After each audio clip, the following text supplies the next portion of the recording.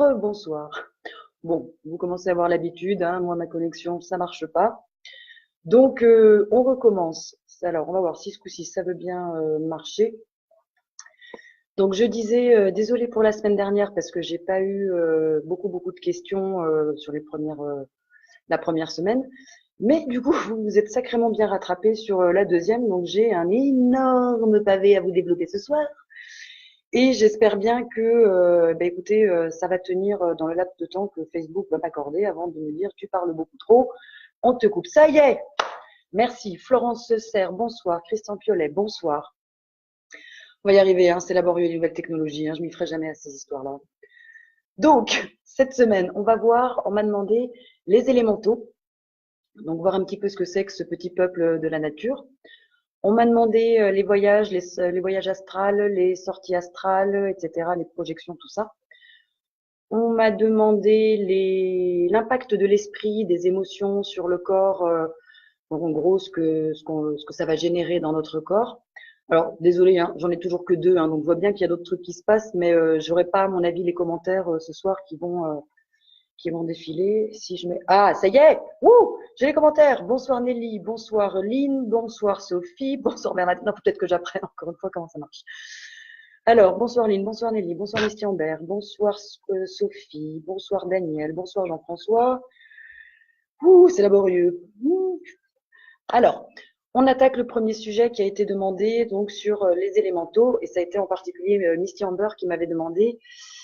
J'aurais aimé, si possible, en savoir plus sur les élémentaux, qui sont ces petits êtres de la nature.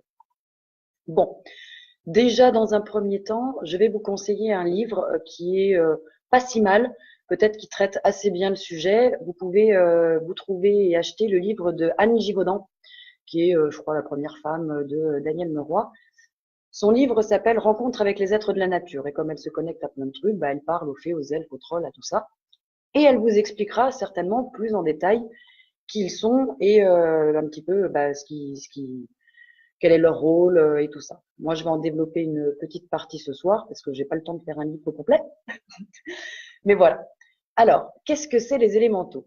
On appelle ces petits êtres de la nature les élémentaux, tout simplement parce que leur énergie, elle va vibrer en interaction avec le pouvoir des éléments. Les éléments, c'est l'eau, l'air, la terre, le feu. On dit aussi qu'ils font partie du plan éthérique, donc c'est déjà du plan subtil, alors que nous, humains, nous, on fait partie du plan physique. Donc, sur le principe, vu qu'ils sont dans le plan éthérique, ils sont invisibles. Et leur rôle global, ça va être d'œuvrer pour la planète. C'est eux qui vont en organiser les différents éléments. Alors, il y en a qui vont s'occuper de tout ce qui va être végétal, la pousse des plantes. Il y en a qui vont être plutôt en unité avec le royaume minéral, les pierres. D'autres encore vont appartenir au monde de l'eau. Et d'autres encore sont vraiment spécialisés sur l'aide aux animaux et aux êtres humains. Alors, ce qu'il faut savoir, c'est que c'est pas une nouveauté. Les élémentaux, ça a toujours existé depuis très très longtemps et quasiment dans toutes les cultures ou civilisations. Socrate, en son temps, il avait son petit génie, hein, c'est très connu, il en parle dans ses textes. Et quand vous prenez les grandes traditions, les grands mouvements religieux, ils sont bien présents. Les génies, vous allez les trouver dans le Coran. En Afrique, vous avez les esprits du bois, de la mer, du vent, du tonnerre. Au Brésil aussi, ou alors les Amérindiens, tout le monde a entendu parler des Amérindiens et de leur lien avec la terre-mère. Donc, les élémentaux, ces petits êtres, ils peuplent notre monde, ils nous voient, ils nous observent, ils nous traversent parfois, et puis ils font leur vie en parallèle de la nôtre. Ces êtres de la nature, ils ont aussi un autre nom, donc élémentaux, êtres de la nature, on va les appeler aussi les petits peuples. Je sais pas pourquoi, ils sont petits, mais c'est pas cool, c'est pas grave. Alors, ils ont des personnalités avec des goûts qui sont très très marqués. En général, assez méfiants de l'être humain, parce que je pense qu'on se met tous d'accord qu'on est un petit peu con et qu'on pourrit un petit peu la nature. Donc, la préservation de l'environnement et le bien-être des animaux, c'est vraiment leur préoccupation première. Et des fois, si on respecte pas ni l'environnement, ni les éléments, ni d'ailleurs eux-mêmes, ils sont pas contents. Ils peuvent se mettre en colère, les élémentaux.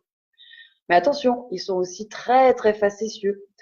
C'est des petits coquins, ils peuvent nous jouer des tours, et ça, c'est arrivé à plein de gens, je suis sûre, de perdre vos clés.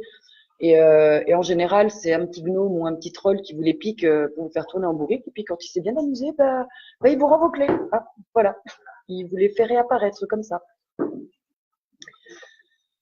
Donc, ces petits êtres, vous pouvez entrer en contact avec eux. Alors, de plein de manières, mais à la rigueur, ce qui peut être bien, c'est de leur faire un petit coin dans votre jardin, juste pour eux. Ils ne vont pas être dérangés, ils vont être tranquilles. Et puis, vous pouvez leur amener des petites gâteries, des petites offrandes. Alors, quand on parle d'offrandes, c'est des fruits frais. Vous n'allez pas leur donner des fruits tout pourris, hein, des fruits secs, du chocolat, du miel, des petites friandises comme ça. Alors, soyez pas surpris si vous retrouvez toujours la même nourriture au même endroit. Ils mangent pas comme nous. Ils mangent pas matériel. Ils vont manger les traces, les résidus énergétiques de l'aliment. Donc, vous leur amenez ces petites gâteries, puis vous pouvez leur demander qu'ils vous aident un petit peu sur votre jardin. Et en général, votre petit jardin, votre petit potager, il sera logiquement plus abondant, plus beau que le jardin lambda qui est absolument pas entretenu. Après, vous pouvez aussi essayer de les prendre en photo. Si vous photographiez en pleine nature, soit le matin à l'aube, soit un petit peu en fin de journée au crépuscule, quand la lumière est plutôt douce, eh bien peut-être que sur les photos, vous allez voir apparaître des lumières ou des orbes. Et oui, les orbes, ça peut être des élémentaux que vous photographiez, ou on a tendance aussi à dire des fois des défunts, alors humains ou animaux, hein. Donc les orbes que vous trouvez sur les photos, c'est pas des reflets parce que votre lentille a une poussière ou une goutte de pluie. Non, ça peut être des élémentaux que vous photographiez ou des défunts. Voilà.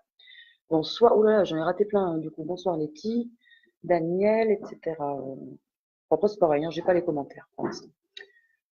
Pourquoi? Est-ce qu'il faut que je clique à chaque fois sur les commentaires? Faudra un jour qu'on m'explique. Hein. Je suis désolée.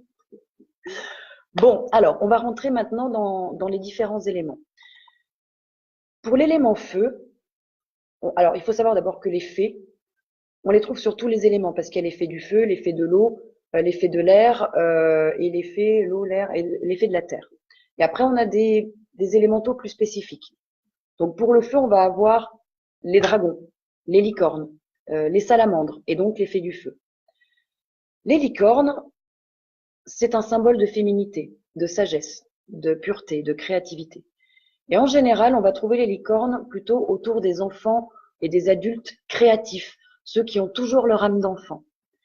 Et déjà à l'époque sumérienne et déjà aussi à l'époque de Babylone, on trouvait des représentations de licornes. Donc certains vont vous dire qu'elles ont foulé physiquement la terre et qu'elles ont été chassées pour leurs cornes qui avaient des propriétés et des vertus magiques avant de disparaître complètement du plan matériel, de se planquer un petit peu plus sur le plan éthérique. Aujourd'hui, on a tendance quand même à dire elles se font encore rares, elles sont assez rares, mais on peut les trouver dans ce qu'on appelle des hauts lieux énergétiques, des lieux sacrés. Vous savez que sur Terre, il y a peut-être des grands vortex énergétiques ou des très très hauts lieux vibratoires comme les pyramides de Gizeh, comme les trucs Incas là au Pérou et tout ça. Il y a de grandes chances que vous trouviez des licornes à ces endroits-là. Les dragons, c'est complètement, enfin ça reste avec l'élément feu, mais évidemment c'est différent. Elles, ce sont des créatures mystiques.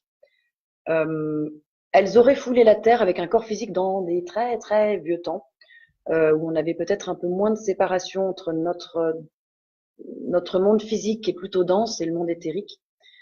Et les dragons sont hyper bienveillants. Alors attention, hein, ils ont été hyper diabolisés par l'Église parce qu'ils avaient un aspect voilà, pas très très rassurant dans l'inconscient collectif, mais ils sont super bienveillants, ce sont des gardiens, les dragons, de portails dimensionnels, ce sont des gardiens du feu sacré de la terre.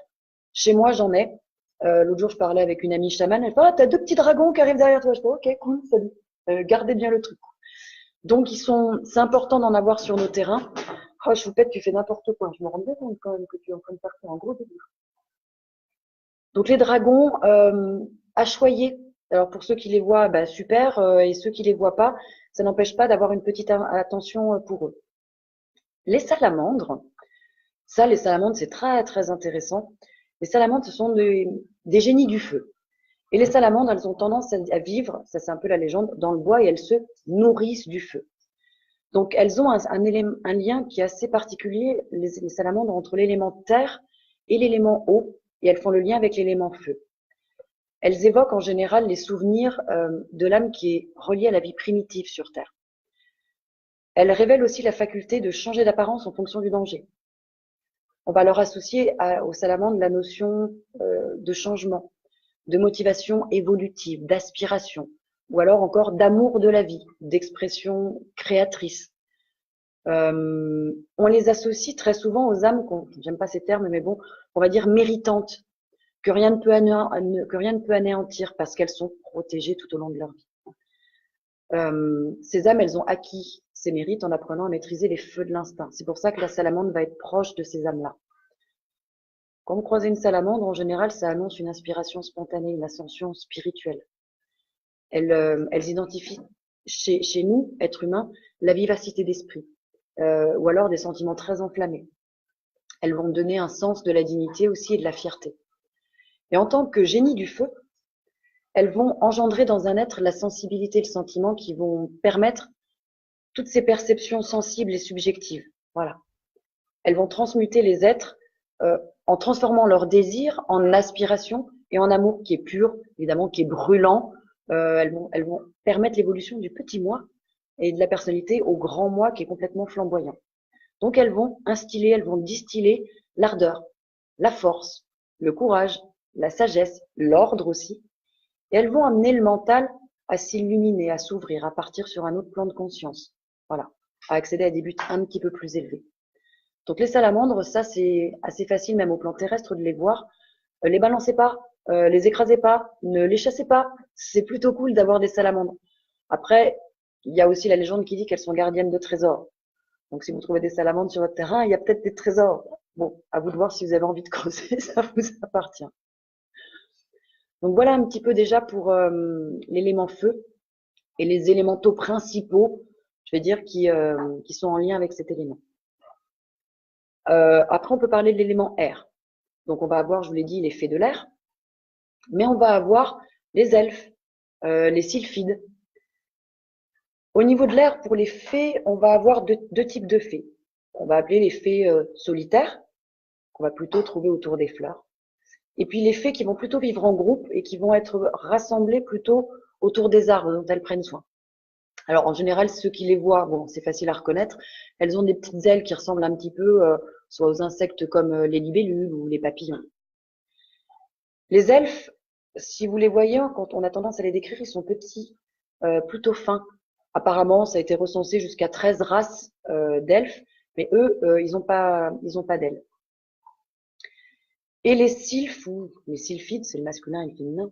Donc ce sont des génies de l'air. C'est un petit peu comme les fées, mais avec des ailes qui sont d'une plus grande envergure.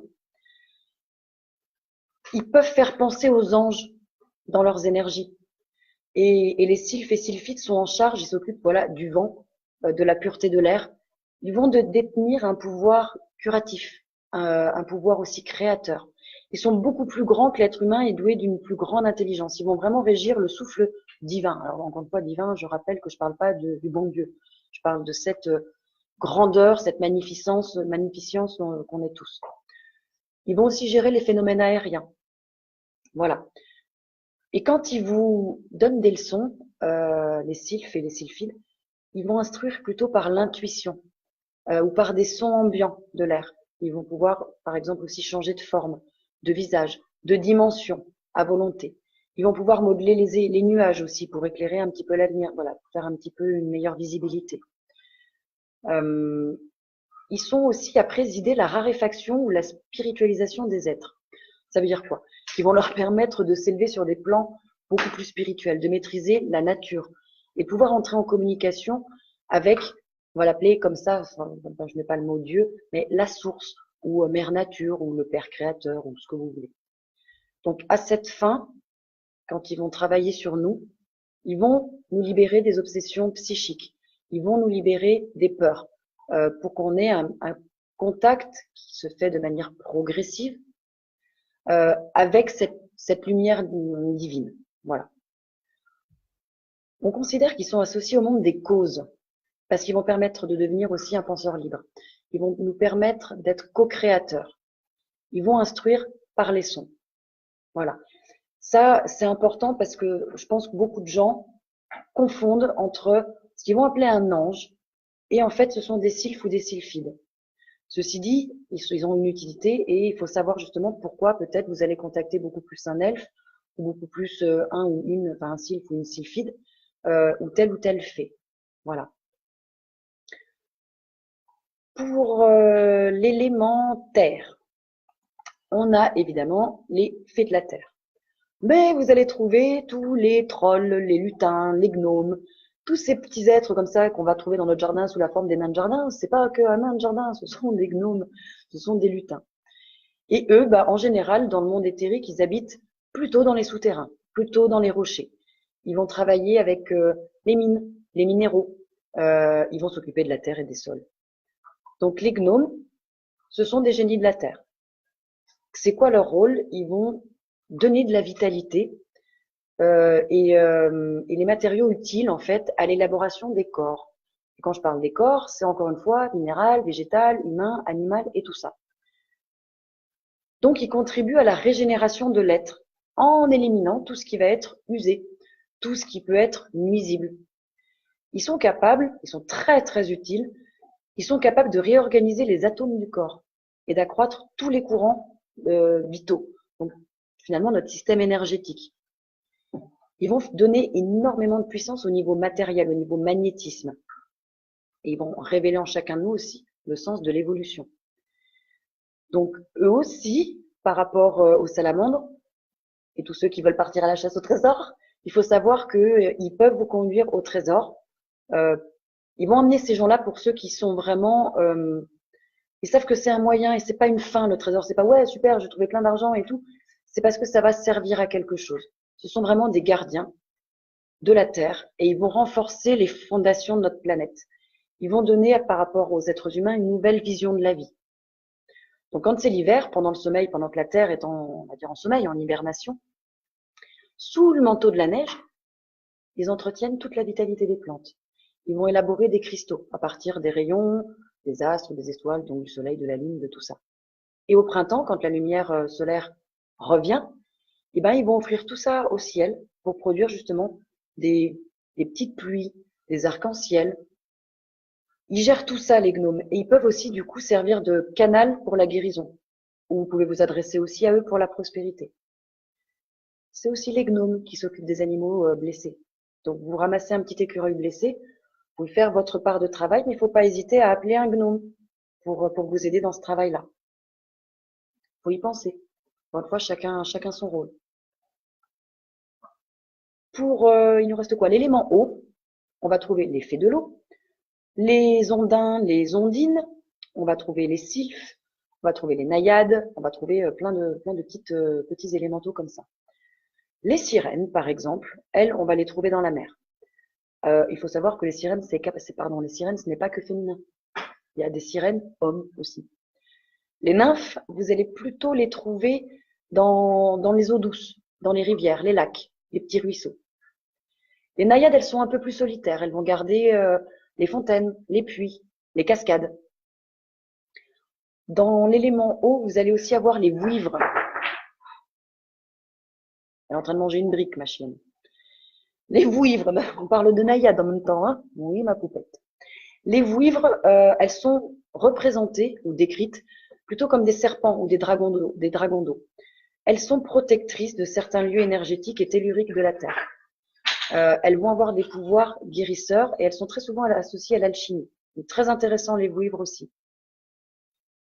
Et les ondins et les ondines, donc ce sont aussi des génies de l'eau. Elles et eux, on va les trouver dans les rivières, dans les lacs, dans les ruisseaux. Mais leur rôle, ça va surtout être de dissoudre les éléments morts pour purifier l'organisme aussi, ou purifier le mental. Ou alors, les ondins et les ondines vont beaucoup travailler aussi à faire croître les végétaux. Ils vont aider à se régénérer, à se purifier en éliminant tous nos déchets, toutes les toxines du corps. Elles vont aider aussi au lâcher prise, les ondines, au détachement, au renoncement, en regard en fait de tout ce qui ne sert plus et tout ce qui nous encombre. En gros, encore une fois, ce qui est devenu inutile. Elles vont nous aider à, encore une fois, elles aussi, à cette ouverture de conscience sur notre voie personnelle d'évolution. Les ondins, les ondines, elles régissent aussi les échanges magnétiques au niveau de l'équité, hein, c'est-à-dire ça reste dans le donnant-donnant. Donc elles vont contribuer à équilibrer les aspects de la polarité. Vous pouvez faire appel aux ondins et aux ondines quand vous voulez avoir une meilleure clarification mentale, avoir un développement aussi qui est plus logique, activer votre discernement, stimuler la reproduction et aussi la gestation des formes et des êtres. C'est normal, on est sur l'élément eau, on est quand même sur du liquide amniotique aussi, il faut y penser. Les ondins vont intervenir dans le phénomène de mémoire automatique, dans la transmission de pensée, tout ce qui va être télépathie. Ils sont au taquet là-dessus. Donc, les élémentaux sont vraiment au service des 4 éléments.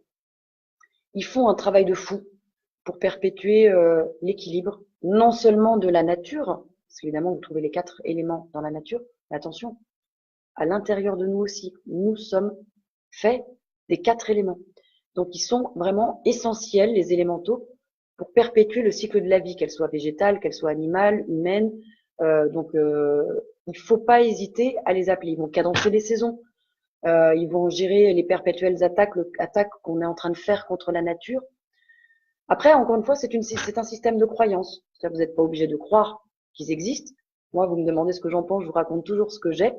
Personnellement, moi, je les ai pas au bord des rivières ou tout ça, mais j'ai une petite connexion avec des faits. Je voyais des trucs qui me tournaient autour, et puis je commence à poser des questions en disant taper pour pour me dire oui sur ma main, taper 2 coups pour me dire non sur la main. Puis je posais des questions, on me répondait, donc je fais alors qui me parle? Est-ce que c'est une sirène? Est-ce que c'est un gnome? Et ça me répondait, donc j'ai découvert que je parlais avec des fées. Puis à un moment, elles se sont posées. J'ai clairement senti que j'en avais 2 qui s'asseyaient sur mes petits doigts. Donc, et puis après, à un moment, j'ai entendu, voilà, c'est un premier contact, donc je me dis, c'est cool, merci. Et en effet, dans mon jardin, moi, j'ai mis un petit troll, c'est des petites statuettes, vous en trouvez partout, hein. Quelque chose qui vous parle, voilà, vous mettez un petit peu d'intention parce que c'est un petit cadeau que vous leur faites. J'ai un troll, j'ai un dragon, j'ai une fée, et c'est pas pour rien que j'ai appelé ma choupette Naïade, parce que comme ça, je sais que chez moi, au moins, j'ai les 4 éléments et je m'arrange pour que ce soit à peu près équilibré. Puis je vous en ai aussi déjà parlé en hypnose spirituelle. Ouais, je vois plein de petits trucs qui montent.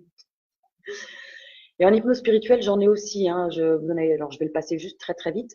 Mais c'est vrai que je trouve de temps en temps des gens qui ont eu des incarnations comme fées, comme elfes, comme trolls. Et ça engendre de temps en temps, dans la vie présente, des petits problèmes d'incarnation, de refus d'incarnation. Après, quand on va trouver que c'était un choix pour expérimenter justement la matière, on travaille dessus. Mais c'est vrai que j'ai des gens qui me racontent des vies antérieures en tant que fée, en tant qu'elfe, en tant que troll et tout ça. Et je peux pas vous dire mieux que personnellement, moi, au départ, je pensais que ces petits êtres, ils étaient sortis des contes de fées. C'était des jolis mythes, de jolies légendes. Ouais, c'est cool, quoi, voilà. Et maintenant que j'en ai en séance, eh ben, je pense que je peux me permettre d'affirmer que je change un petit peu de point de vue. Et je crois sincèrement que ces êtres existent réellement. Je crois que certaines personnes les ont déjà vus, ont eu accès à eux, et qu'ils ont raconté ces histoires pour qu'à un moment, nous faire un petit peu prendre conscience qu'il y a d'autres choses qui se passent en dehors du champ visuel terrestre. Donc tout ce que je peux dire sur les élémentaux, c'est que s'ils existent, encore une fois, vous faites votre système de croyance, ça pourrait peut-être être intelligent de collaborer en bonne intelligence avec eux. Parce qu'ils peuvent apporter beaucoup. Quand vous n'êtes pas bien, il ne faut pas hésiter de demander, par exemple, aux fées, de vous faire des soins. Moi, je demande assez régulièrement, quand je suis un petit peu basse, je demande aux petites fées, je fais, voilà, je vous laisse tous mes corps, tous mes chakras pendant la nuit, faites ce qu'il y a à faire. Et elles viennent travailler. Donc, tout ce que je peux vous dire, c'est, et si ces petits êtres existaient réellement? Et si vous leur parliez? Et si vous leur demandiez un petit peu d'aide? Ça ne vous coûte rien, ça vous prendra 5 minutes dans votre journée. Et si ça marche? Et si venez vous guérir? Et si vous aidez à trouver un trésor? Et si vous aidez un petit peu à vous élever spirituellement? Et si vous aidez dans votre jardin? Moi, j'aurais tendance à vouloir croire à ça parce que je trouve que c'est plus cool et plus sympa que tout ce qu'on nous raconte depuis un bon moment. Voilà ce que je pouvais un petit peu vous raconter sur les élémentaux. Est-ce que Misty Amber, ça répond à ta question? Est-ce qu'il y en a d'autres questions peut-être en rapport avec les élémentaux? Sinon, je vais passer au sujet suivant. Mais je regarde parce qu'encore une fois, je suis désolée, les commentaires ne défilent pas. Voilà, j'en suis restée au bonsoir de Daniel Letty et je n'ai plus rien depuis. Pourtant, je vois les commentaires, je vois bien qu'il y a des gens qui se connectent, mais pas les commentaires, enfin, ça me dit. En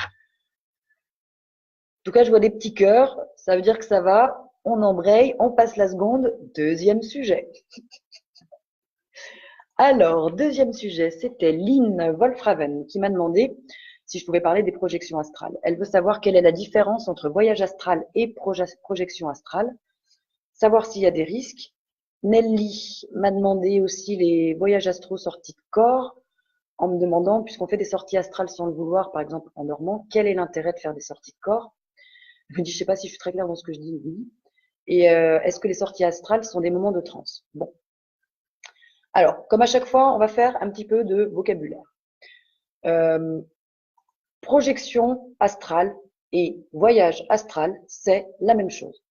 Ce sont des synonymes. Je vais vous en donner d'autres. Quand les gens vous parleront de décorporation, dédoublement astral, excursion psychique, projection du corps astral, expérience hors du corps, voyage hors du corps, sortie hors du corps, je garde le dernier pour la fin, transexomatique.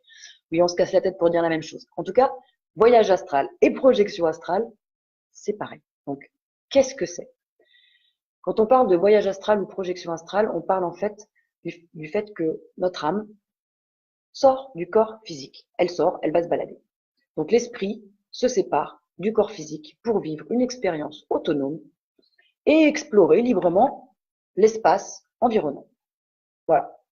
C'est un état de conscience dans lequel l'individu a l'impression que sa conscience est dissociée de son corps physique.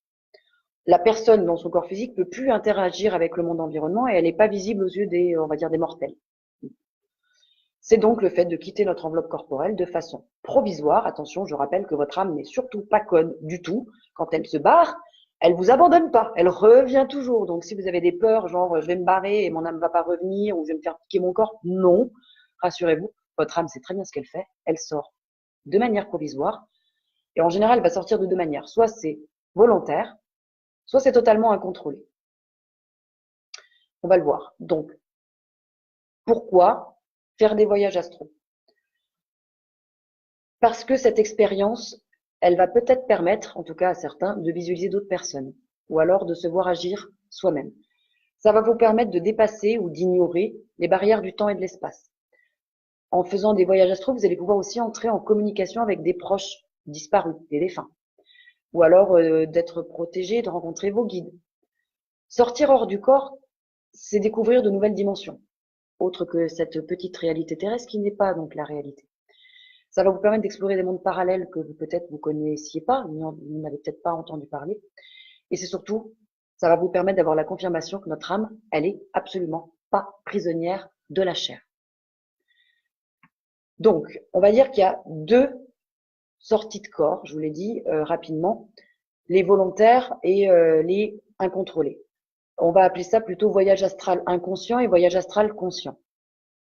Le voyage astral inconscient, très souvent, ça arrive quand vous prenez un traumatisme, vous prenez un PET qui est assez fort, comme un évanouissement, un accident ou un viol. On a parlé la dernière fois du viol de Flavie Flament, si vous vous souvenez.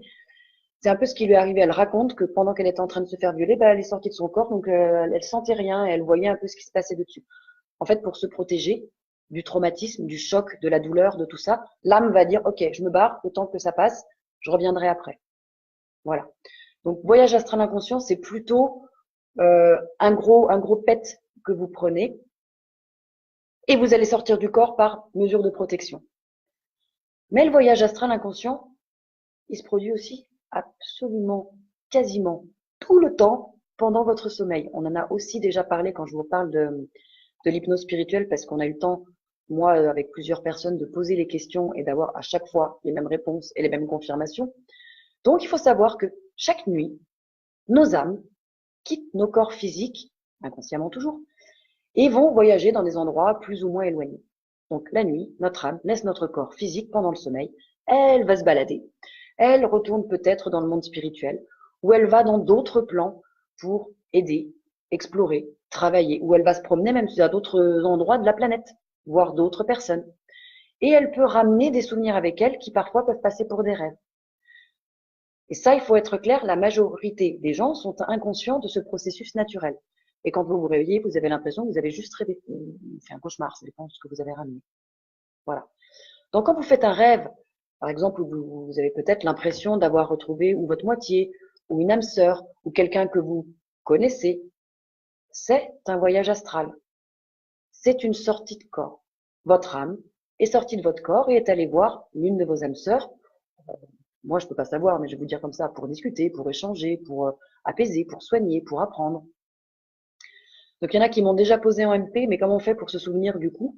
Par rapport au voyage astral inconscient, vous ne pouvez pas faire grand-chose à mon avis. Par contre, vous pouvez travailler, il y a plein de techniques ça, que vous pourrez trouver sur Internet pour vous entraîner, faire des programmations pour vous souvenir de vos rêves au réveil.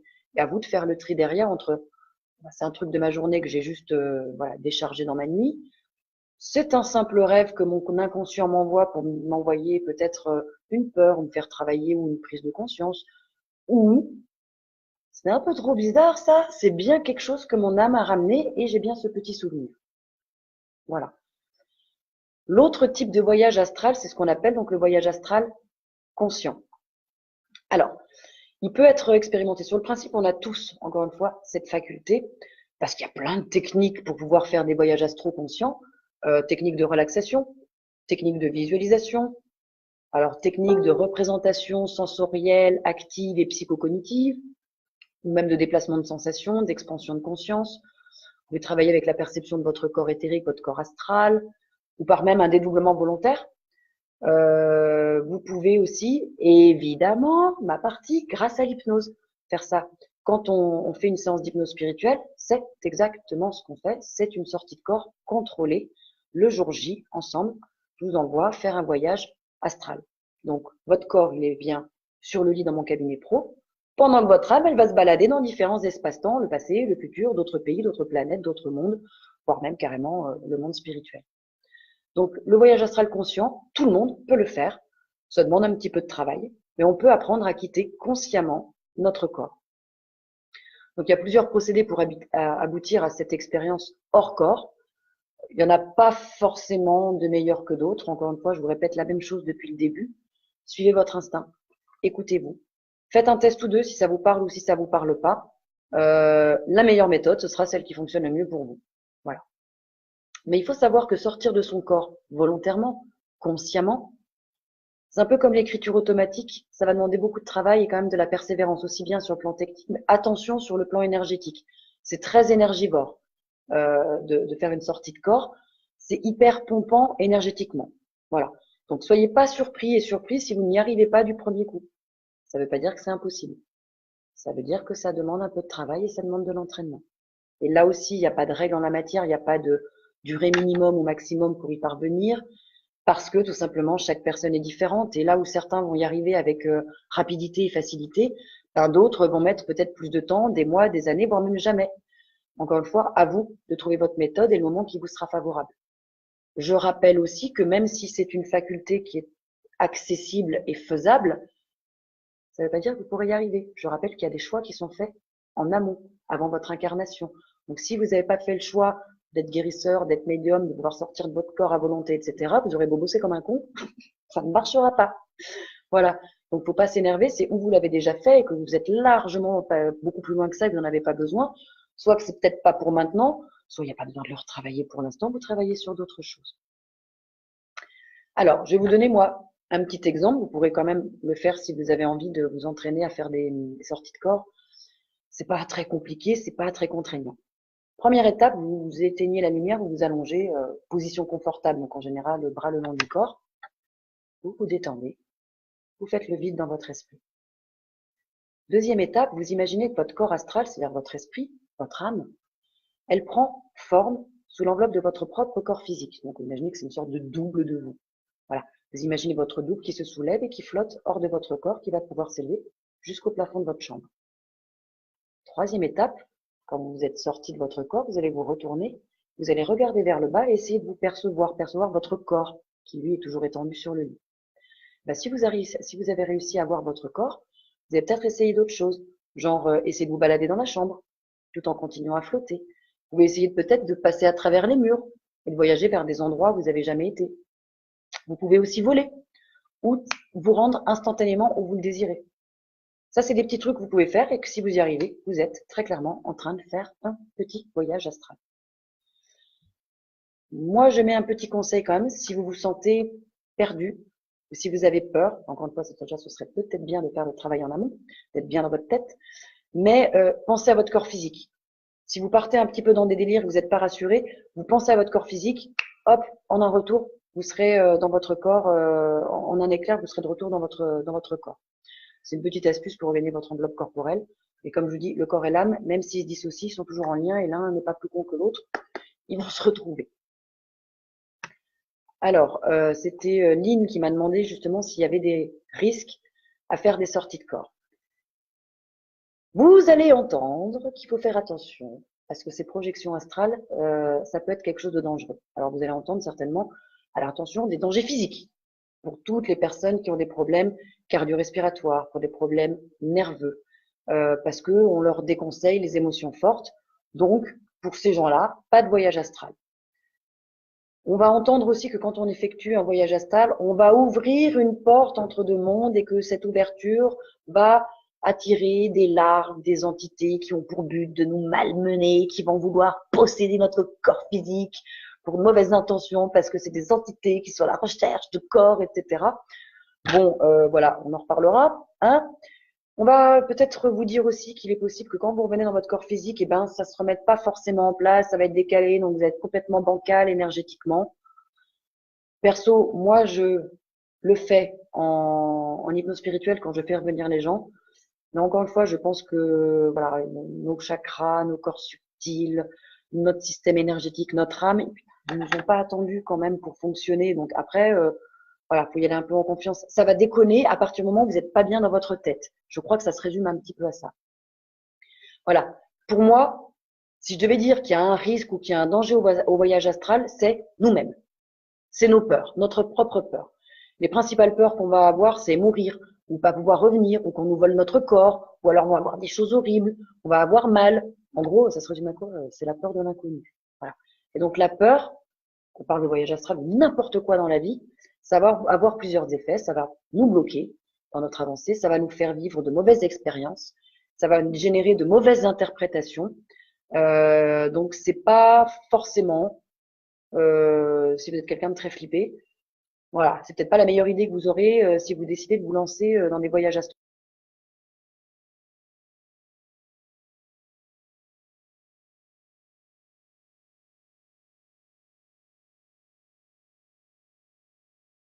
Tous ces gens qui vous parlent aussi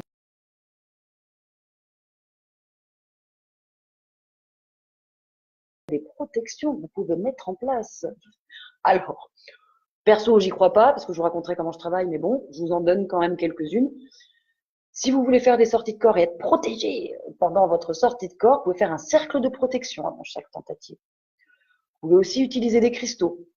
Alors, cherchez ceux qui ont des propriétés, par exemple, pour favoriser le voyage astral.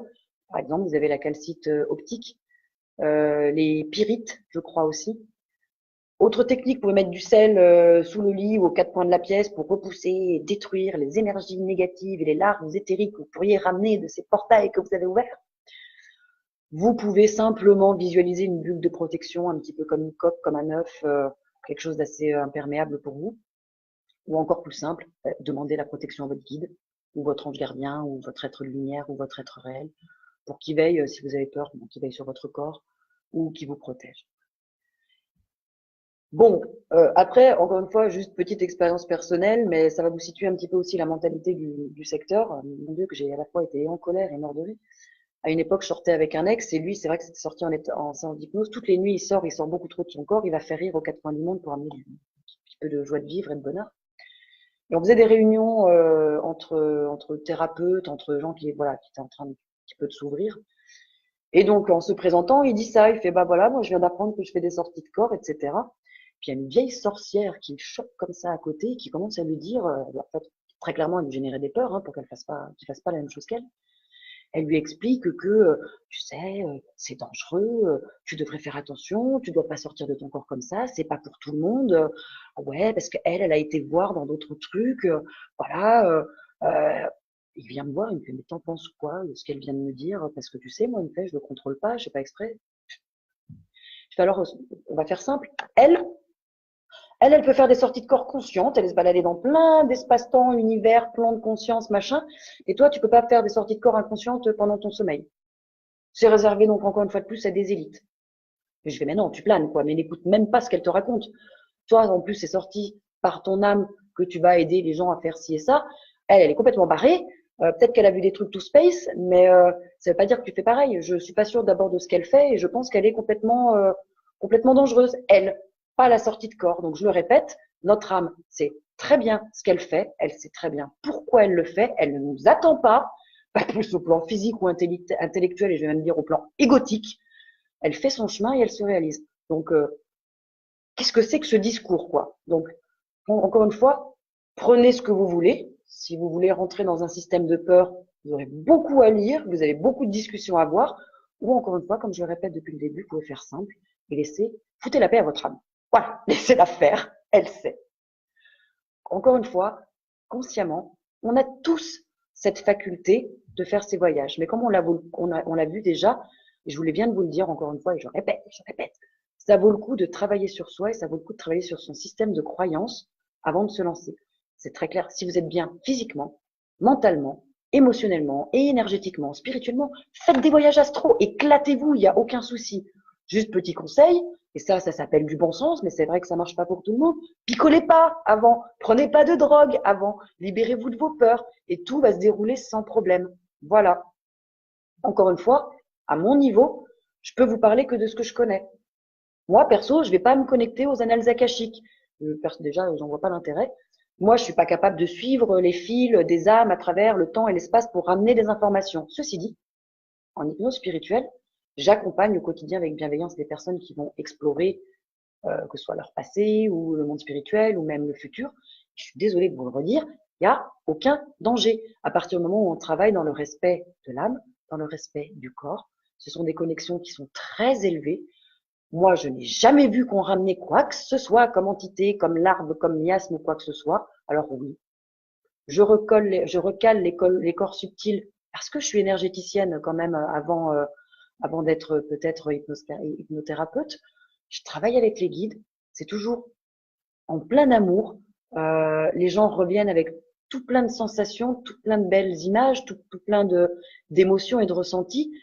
Ben moi, j'ai rien d'autre à vous dire. Si vous êtes capable de faire un voyage astral, faites-le, c'est cool. Voilà. Maintenant, encore une fois, moi, quand je fais des soins énergétiques à distance, je fais pas un voyage astral, mais je vais faire des projections astrales. Et vous allez voir à quel point c'est simple. En fait, je projette mon âme pour qu'elle soit avec la personne qui est en souffrance. Et clairement, j'en ai pas besoin de connaître son lieu de vie, savoir où est son lit par rapport à la pièce, si elle est sur un pied, elle est debout, elle est assise ou accroupie.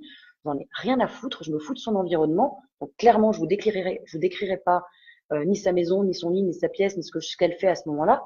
Mais je me projette avec elle et je fais mon soin. Je sais que je vous ai déjà raconté l'anecdote de mon être réel qui était venu m'offrir maintenant mon manteau d'amour. Je vais la répéter pour ceux qui n'ont pas vu les vidéos précédentes, mais c'est vrai que je me suis tapé un fou rire, il s'est foutu de ma gueule, mais vous allez comprendre que non seulement ça m'est destiné, mais c'est la même chose pour vous. Donc mon être réel, un jour il se pointe et il m'offre un manteau d'amour bleu, très doux, un peu comme du velours, des petits trucs dessus comme ça. Et comme une con, je le mets autour du cou comme une cape et je fais Superman et je commence à voler comme ça pour aller retrouver des gens que j'aime et les envelopper dans mon manteau d'amour. Et il me regarde, il se fout de ma gueule en me disant, mais tu sais que pour être avec la personne, tu n'as qu'à penser à elle. Alors j'étais morte de rire, mais oui, il a raison. Simplement, quand on pense à une personne, on est avec elle. C'est une forme de projection astrale et c'est clairement à la portée de tous et là, sans aucun danger. En petite conclusion, il faut savoir que quand vous allez faire un voyage astral, aucun enseignement ne vous sera donné. Alors oui, vous allez aller sur d'autres plans. Oui, en toute conscience, vous allez pouvoir décrire ce qui se passe sur d'autres planètes, d'autres mondes, d'autres plans de conscience, mais ça ne vous provoquera aucun développement spirituel profond, aucune évolution. Ça ne risque d'ailleurs de provoquer qu'une accoutumance et plutôt un non-désir de la vie sur ce troisième plan, on appelle notre plan terrestre, le plan des 3 dimensions. Et votre expérimentation dans la 3e dimension, donc c'est-à-dire sur Terre, va être complètement faussée. Par contre, tous les voyages astraux que vous faites la nuit pendant votre sommeil, pendant que votre corps se régénère et se repose, tout ça c'est très très important. Je dirais même, ils sont même nécessaires. Parce que lors de ces sorties, vous apprenez. Vous êtes enseigné par des grands maîtres. Et cet enseignement vous est restitué en général au fur et à mesure. C'est-à-dire quand vous en aurez besoin, les choses vont remonter progressivement. Par exemple, vous allez avoir telle et telle problématique, et ben hop, les solutions vont s'imposer à vous tout simplement. Devant telle ou telle situation, vous allez avoir l'impression que tout d'un coup c'est simple. l'impression de savoir, l'impression d'avoir la réponse en vous, de trouver instantanément. Ponctuellement, ça peut être une aide du guide ou d'un de vos guides, mais souvent, ça va renvoyer plutôt à un enseignement que vous avez reçu pendant votre sommeil en faisant une sortie astrale. Encore une fois, pendant votre sommeil, vous accomplissez des choses extraordinaires. On œuvre mais considérablement. Donc, pour qu'on puisse continuer à œuvrer, nous, dans la matière, à expérimenter la vie finalement sur Terre, en accord avec nous-mêmes et avec nos guides, on ne laissera qu'un petit souvenir de ce qu'on a pu expérimenter, de ce qu'on a pu vivre, de ce qu'on a pu faire pendant notre sommeil. Mais encore une fois, la conscience humaine a des milliers de possibilités. Et chacun essaye, alors avec chacun, encore une fois, ses méthodes, de les retrouver. Et il va le retrouver complètement, partiellement ou pas du tout. C'est que lorsqu'on aura atteint un certain degré de sagesse, de compréhension, encore une fois de maîtrise et surtout d'amour, eh ben, c'est là qu'on va retrouver toutes nos possibilités. Et alors sachez qu'elles sont bien au-delà de ce qu'on peut imaginer. Voilà. Ce qu'on va appeler les grands initiés, les quelques illuminés, et ils ne sont pas nombreux sur Terre, hein, c'est-à-dire ceux qui ont complètement compris et intégré toutes ces capacités, les possibilités aussi de l'esprit. Quand ils vont faire des voyages astraux, quand ils vont faire des sorties de corps, etc., bah, ils s'en servent eux toujours avec modération, ils s'en servent avec respect et surtout avec la conscience de ce que ça va pouvoir impliquer s'ils utilisaient tout ça à mauvais escient. Moi, je connais quelqu'un qui fait des sorties de corps, qui fait des voyages astraux, sauf qu'il va coucher avec des femmes. Et il est capable de vous dire, il y a un grain de beauté au niveau de la cuisse à tel endroit alors qu'il n'a jamais vu la femme nue avant. Donc là, excusez-moi de vous dire, ça déconne plein pot, c'est hyper dangereux. Ce mec-là, il va lui arriver une merde pas possible. Quand vous êtes un grand initié, vous ne dérapez pas. Vous ne faites pas des choses comme ça, évidemment. Si on avait la possibilité de pratiquer le voyage astral aussi facilement qu'on le voudrait, chaque fois qu'on a un problème, ce serait très déstabilisant. Encore une fois, parce que d'abord, il faut être très clair et très honnête, on n'a pas cette maturité, on n'a pas suffisamment de sagesse par rapport à cette capacité. Donc, si on faisait ça trop souvent, à un moment, on vivrait plus vraiment sur ce plan de la troisième dimension. On serait plutôt à cheval, assez, voilà, sur plusieurs plans. Et encore une fois, j'insiste, ça n'est pas évolutif. C'est plutôt, d'ailleurs, un frein à tout ce qui pourrait, toutes les expérimentations qu'on pourrait faire et qui nous aideraient sur cette évolution, pour notre propre évolution, en fait. Donc, vous allez encore une fois trouver 1001 pratiques pour vous permettre d'accéder à d'autres plans. Encore une fois, vous pourrez avoir des résultats en faisant des investigations sur ces plans, mais encore une fois, quand vous faites ça, vous laissez derrière vous votre propre évolution parce que vous êtes dans d'autres dans d'autres expérimentations et vous oubliez vous-même d'expérimenter le quotidien de votre vie avec ce que ça représente d'investissement personnel. Donc, avant de partir peut-être sur des voyages astraux, je vous rappelle qu'on est venu sur Terre pour expérimenter la vie et nos propres besoins dans cette matière, dans cette troisième dimension. Donc, si vous passez votre temps à sortir et aller vous balader, vous passez à côté de votre finalement incarnation. Vous oubliez vous-même, vous oubliez votre propre expérimentation. Alors, moi, j'ai un peu tendance à vous dire quand même sur les voyages astraux, attention, vigilance, prudence. Et le dernier conseil, c'est brusquez surtout pas. Ne forcez pas. Si vous voyez que ça passe pas, ben voilà, c'est ce que je vous dis, c'est que c'est peut-être pas pour vous maintenant, ou c'est peut-être pas pour vous du tout. Et par contre, pour ceux qui se tapent un voyage astral spontané, dire ça part comme ça, n'ayez pas peur surtout. Pratiquez simplement quand il se présente. C'est simplement que votre âme, elle veut vous faire vivre une expérience. Ça vous est pas donné par hasard. Vous faites vraiment une sortie spontanée. Voilà. Nous sommes des êtres de lumière qui sommes incarnés pour expérimenter la matière. Et pour expérimenter la matière, il nous faut les outils correspondants. De même que pour expérimenter l'esprit, il nous faut à disposition des outils qui correspondent. Donc peut-être, ça je l'ai eu tout à l'heure comme question, sur le plan évolutif, qu'est-ce que ça peut apporter les sorties astrales? Je vais répondre en deux temps. Pour celui ou celle qui n'a pas encore ouvert sa conscience à une certaine spiritualité et qui se prend une sortie de corps spontanée, donc qui n'a rien fait pour les provoquer, ça va être intéressant pour lui ou pour elle parce que ça va lui apporter une grande ouverture d'esprit. Ça va lui faire comprendre que la vie, c'est pas celle qu'il perçoit avec tous nos petits sens de la troisième dimension. ça va lui ouvrir une conscience spirituelle, ce qu'on va appeler un néophyte débutant. Ça peut aussi l'accoutumer à ce nouveau pouvoir qu'il va découvrir en lui. Et c'est peut-être quelqu'un qui a été choisi ou qui a choisi en tout cas de contacter les guides, de contacter les annales akashiques, de contacter d'autres plans. Donc à ce moment-là, il va pouvoir en tirer un certain bénéfice spirituel. Attention, comme j'ai dit, ce n'est bon que pour une toute petite partie des êtres humains qui reçoivent un voyage astral comme ça. Sinon, je le répète, sur le plan évolutif à proprement parler, les voyages astraux n'apportent strictement rien. Parce que ce n'est pas lors d'un voyage astral que vous allez apprendre. C'est pas comme ça que vous serez enseigné. Et encore une fois, c'est pas ce qu'on nous demande. Ce qui va nous apporter réellement une évolution au niveau spirituel, c'est le travail de chaque jour. C'est la prise de conscience de chaque jour par rapport à ce qu'on est, par rapport à ce qu'on pense, par rapport à la façon dont on agit, dont on aime. C'est ça qui va nous apporter beaucoup plus sur le plan évolutif. C'est de bien se connaître. C'est d'essayer de bien connaître la vie. C'est bien ressentir tout ce qui nous entoure.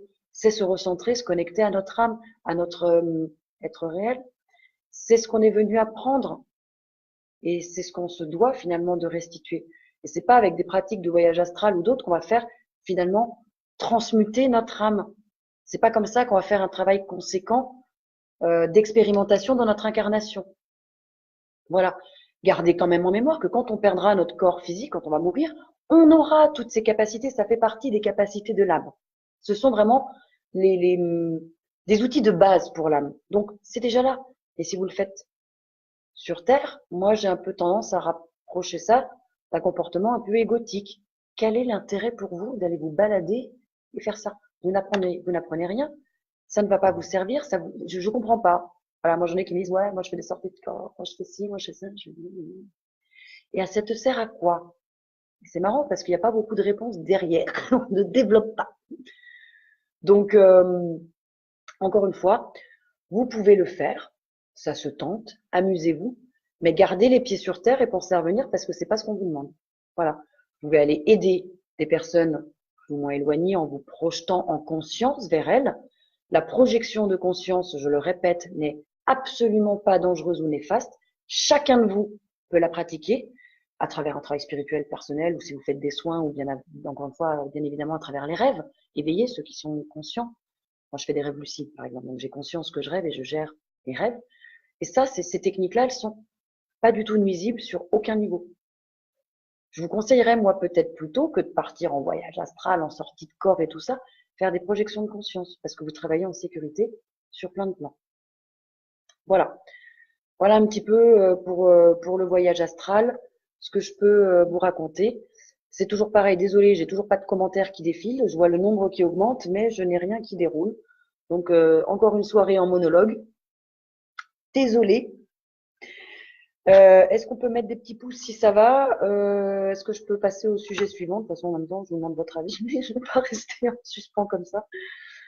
Donc, la troisième thématique, j'ai eu Géronimus Black Shooter. Je vais l'appeler Géronimo, ce sera beaucoup plus simple. Oui, merci pour les petits cœurs, merci pour les petits pouces. Super. Ah, j'en profite, je fais une pause parce que je parle. Oui, toujours plein de petits cœurs, c'est bien. Alors, troisième sujet qu'on m'a demandé, donc Géronimo, qui voulait savoir la relation entre le corps, l'esprit et les incidences. En gros, les mots MAUX qui viennent des mots MOTS. Quelle est la relation entre notre façon de penser, les conséquences sur notre corps? Et Chantaloulou qui m'a dit bonjour Alexandrine, on lui dit que les peurs viennent de certaines obsessions qui déclenchent certains mots. Par exemple, j'ai entendu que la peur de manquer d'argent pouvait provoquer des sciatiques. On se moque de moi parce que j'aurais tendance à y croire. Vous en pensez quoi? Alors, c'est un gros pavé. Je vais encore une fois essayer. Oh, ça n'arrête pas. J'ai des petits cœurs, j'ai des petits points, j'ai des petites têtes, j'ai plein de trucs qui arrivent. Donc, pour répondre à cette thématique que je vais développer, mais c'est trop long à approfondir, vous allez vite comprendre, je vous conseille à tous ce livre, le livre de Jacques Martel qui s'appelle Le Grand Dictionnaire des malaises et des maladies. C'est un pavé, ça s'appelle un dictionnaire, hein, c'est pas pour rien. Mais c'est très bien fait, c'est-à-dire que dans ce livre-là, Martel fait le lien entre nos pensées, nos émotions et les conséquences sur notre corps, à savoir la maladie, ou comme on a tendance à le dire, le maladie. Il explique tout simplement que l'esprit a besoin du corps pour s'exprimer. Le corps et l'esprit doivent se maintenir en harmonie, et quand il n'est pas harmonieux, eh ben, on va avoir des petits messages d'erreur. Voilà. Si on comprend le message d'erreur rapidement, tant mieux, ça sera qu'un petit malaise. Si on ne comprend pas trop, bah, ce sera une maladie. Puis si on ne comprend pas du tout, ça va être un gros clash. Voilà. Donc, ce sont des messages d'erreur qui nous sont envoyés par notre corps à travers les maladies. Donc, ce livre va permettre vraiment de comprendre nos états intérieurs en faisant finalement des observations extérieures. C'est une sorte de guide. C'est comme un dictionnaire, hein, donc il y a toutes les pathologies. Ça va de la verrue à l'avortement, à la brûlure, au cancer. Toutes les pathologies sont répertoriées et s'expliquent psychologiquement pourquoi telle et telle personne va déclencher telle et telle pathologie. Encore une fois, je suis désolée, ça fait sens. Prenez le cancer, par exemple, du poumon. Tout le monde ne déclenche pas un cancer du poumon. Vous aurez des fumeurs et des gros toxicos qui vont fumer comme des pompiers toute leur vie, qui n'auront jamais un cancer du poumon, et des gens qui, même pas en tabagisme passif, vont déclencher de leur côté par contre un cancer. Donc ça n'a rien à voir avec la cigarette, c'est déjà plutôt votre état d'esprit, parce que les poumons, c'est le fait de respirer, de prendre la vie. Tout le monde ne déclenche pas un cancer de l'utérus ou un cancer de l'œsophage, et pourtant on a plus ou moins les mêmes conditions. C'est bien qu'à un moment notre état émotionnel ou psychologique, etc., va être déréglé, va générer chez nous une pathologie. Donc, il explique que tout ce qui va se jouer en fait en nous, toutes nos pensées, toutes nos émotions, surtout tout ce qu'on ne verbalise pas, à un moment, ça va avoir tendance à se cristalliser dans différentes parties de notre corps. Et du coup, ça va se manifester à travers tel ou tel problème corporel. Donc, tout de suite, on peut comprendre qu'il y a un lien entre nos émotions, nos pensées et toutes les pathologies, les maladies, les malaises, les maux qu'on va générer dans notre corps. Donc cet outil, moi ce livre, toujours pareil, hein, aucun prosélytisme religieux, mais c'est une bible à avoir sur sa table de chevet, parce qu'en décodant vos propres mots, ou malaises, ou maladies, vous allez pouvoir comprendre à quelle émotion ou à quelle pensée c'est relié. Et du coup, c'est beaucoup plus facile de comprendre non seulement ce qu'on vit, et aussi de pouvoir travailler et lâcher nos pathologies sans passer sur le billard, sans passer par un milliard de médicaments ou de thérapies ou de machins dans tous les sens. Encore une fois, on ne réagit pas tous de la même manière face à la colère, face à la peine, face à la frustration ou face au rejet.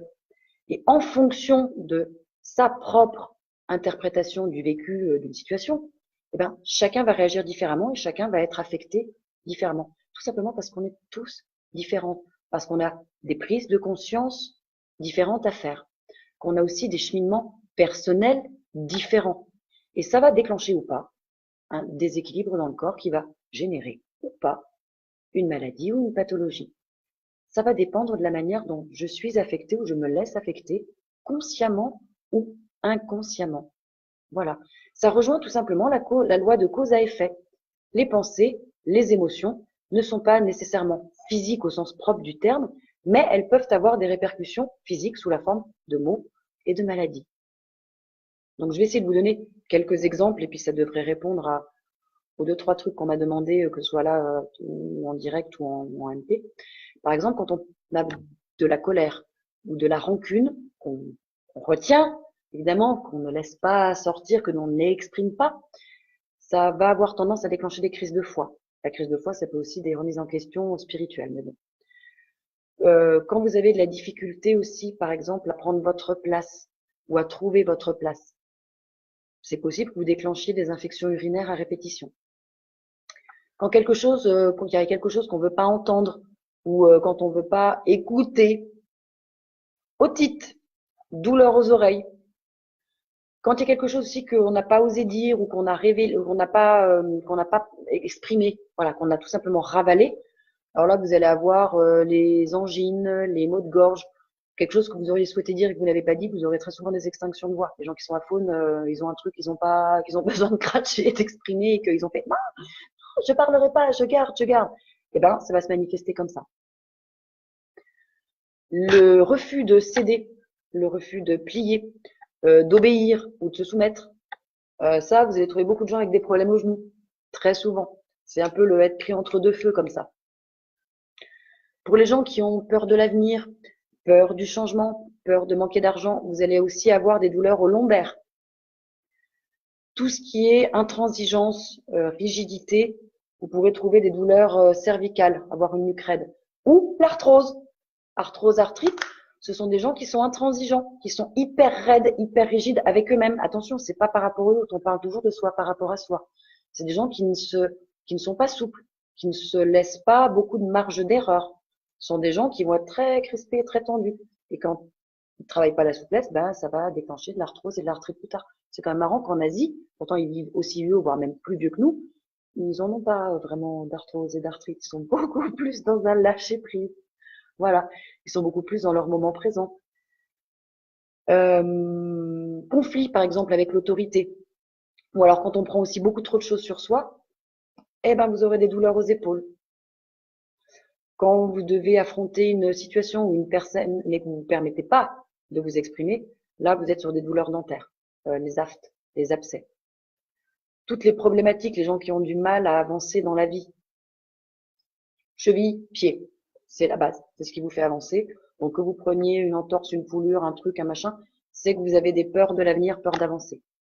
Alors du coup, pour répondre à la sciatique de Chantal Loulou, la sciatique, elle est en effet en rapport avec la difficulté d'abandonner les anciens schémas. Ou alors vous allez déclencher une sciatique quand vous êtes sur des changements de situation. Je ne vais pas le détailler en entier, mais je vais le lire parce que ça, elle est tombée très tard, la question. Du coup, je l'ai pris dans le bouquin. En plus, tout dépend si vous prenez la jambe droite ou la jambe gauche. Et oui, ça peut être en rapport avec l'argent. Mais c'est pas toujours le fait de manquer de l'argent. Alors voilà, par exemple, si c'est une sciatique à la jambe droite, c'est parce qu'il y a peur de manquer, une peur de manquer d'argent, surtout de ne pas pouvoir faire face aux responsabilités dans ce qui s'en vient pour moi. Je peux aussi avoir le sentiment de perdre un appui, surtout si s'ajoute à cela une trahison. Je peux me sentir aussi obligée d'aller dans une direction, même si je n'en ai pas envie. Donc, il y a bien le rapport à l'argent, mais pas que. Et là, on n'est que sur la jambe droite. Pour la jambe gauche, le manque d'argent peut intensifier le sentiment de ne pas pouvoir tout donner. C'est-à-dire qu'on ait ou pas de l'argent, à un moment, on a l'impression d'être un peu impuissant. On voudrait faire plus et on n'a pas l'impression de pouvoir faire plus. On n'a pas l'impression de pouvoir tout donner, ce qu'on voudrait donner aux gens qu'on aime. Il y a donc des choses que je voudrais faire, mais je ne le peux pas. Et du coup, comme je ne peux pas donner comme je le voudrais, ben je crains que leur amour pour moi en soit affecté.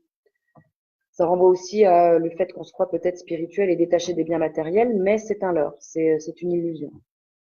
Après, voilà, plus précisément, le nerf sciatique, voilà, c'est vrai qu'on peut être sur la peur de l'argent, de manquer d'argent, d'avoir beaucoup de grandes responsabilités, beaucoup de travail, se sentir aussi coincé, se sentir impuissant devant une situation, avoir l'impression qu'une personne a le pouvoir sur cette situation et pas vous. Enfin, il faut aller chercher dans ce truc-là parce que il détaille en fait dans ce livre, en général, il y a un tout petit paragraphe, 2-3 lignes pour expliquer médicalement ou physiologiquement ce que c'est qu'un abcès, ce que c'est qu'un nerf sciatique, ce que c'est qu'une lombalgie, etc. Ensuite, il vous explique le côté psychosomatique, à quoi ça renvoie hein, dans votre vie, pourquoi vous avez déclenché cette pathologie. Et en bas, il y a le petit paragraphe, en fait, de travail personnel, ce que vous avez à vous répéter, parce qu'il faut que vous le compreniez consciemment et inconsciemment. Par exemple, pour une sciatique, c'est j'accepte que la source de ma véritable sécurité soit en moi et non dans les biens que je possède. Je lâche prise et je fais confiance à l'univers, car il est abondance sur tous les plans pour tous. En faisant confiance à l'univers, je fais confiance à la vie. Je choisis d'accepter la souplesse et je découvre la vraie richesse, celle que j'ai à l'intérieur de moi. Vous voyez qu'on n'est pas que sur un simple rapport d'argent. La vraie valeur d'un être se mesure à sa grandeur d'âme. J'accepte mes limites et j'en prends conscience. Je prends conscience de mes craintes et je les intègre. Je décide d'avancer dans la vie et je me laisse guider en toute sécurité pour mon plus grand bien. Et ce petit paragraphe à la fin, eh ben, c'est où vous le prenez en note, où vous le lisez, et c'est à vous répéter pour que vous puissiez lâcher. Et quand vous comprenez votre pathologie, ce qu'il y a à faire, ce à quoi ça renvoie, et que vous travaillez ce petit paragraphe, je vous affirme qu'il y a un paquet de médicaments d'intervention que vous pouvez laisser tomber, mais très rapidement, parce que vos pathologies, elles tombent. C'est votre corps vous génère une maladie parce que vous ne l'écoutez pas. Vous n'écoutez pas votre âme, vous n'écoutez pas votre esprit, vous n'écoutez pas votre émotion. Du coup, eh ben, ils sont en train de vous dire, hey, je vais manifester un tout petit peu plus fort pour que tu comprennes le message. Et ça va y aller crescendo. Si vous comprenez pas, ce sera un petit pet. Si vous comprenez toujours pas, ils vont vous mettre un pet moyen. Et si vous comprenez toujours pas, ils vont mettre un gros coup de taquet jusqu'à ce que vous réagissiez. Donc, c'est vraiment important de comprendre ce lien corps, esprit, voilà, ou émotion. Enfin, je vais y arriver. Esprit, émotion, avec l'impact sur votre corps, parce que vous pouvez vous soigner tout seul comme un grand sans passer par un milliard de traitements, de kinés, de médicaments, d'interventions qui vont vous bousiller la santé alors vous pouvez le faire tout seul. La colonne vertébrale aussi, c'est un terrain d'investigation qui est hyper intéressant. Par exemple, alors bon, ceux qui connaissent pas, on va dire qu'il y a 7 cervicales, il doit y avoir 12 dorsales, 4 lombaires et après on a le sacrum et le coccyx. Quand vous avez la C1, la cervicale 1 qui est un petit peu déplacée ou qui est coincée, ce sont des gens qui sont en hypervigilance. C'est des idées qui tournent très vite tout le temps dans la tête. C'est des petites pistes de réflexion. Après, il faut aller vous les donner. J'ai essayé de synthétiser. La C2, la cervicale 2, ce sont des gens qui ont besoin de reconnaissance, qui sont dans un déni de soi. La C3, ce sont des gens qui ont peur de dire non, qui ont du mal à s'affirmer. La C4, quand vous avez la C4 de bloquer, pardon, vous êtes sur de la colère, vous êtes sur de la culpabilité. La C5, et vous regardez d'ailleurs, elle correspond à peu près en vis-à-vis à la glotte, là, je sais pas, pomme d'Adam et tout ça pour les hommes, c'est la peur de dire. C'est des gens qui ont des problèmes encore une fois, pour s'exprimer. Ils veulent dire des choses, mais ça reste bloqué. La C6, c'est un fardeau. Ce sont des choses que vous portez. Vous portez en plus la croix de l'autre. Vous portez les merdes, les problèmes, les valises des autres. Ça ne vous appartient pas. La C7, c'est les gens qui vont avoir plutôt peur de ne pas s'en sortir. Ensuite, on va passer sur les dorsales. La D1, elle est en dessous de la bosse, ce qu'on appelle la bosse de bison. Hein. C'est la plus grosse derrière, quoi, que vous sentez. Ces gens qui ont des peurs de perdre. De perdre, mais quand on parle de perdre, c'est le deuil des êtres chers, des êtres humains. La D2 va renvoyer à des étouffements, des gens qui se sentent très, très oppressés. La troisième dorsale, quand vous avez un problème à la troisième dorsale, c'est que vous avez un sentiment d'injustice. Voilà. Ça renvoie aussi aux phobies, à des grandes peurs.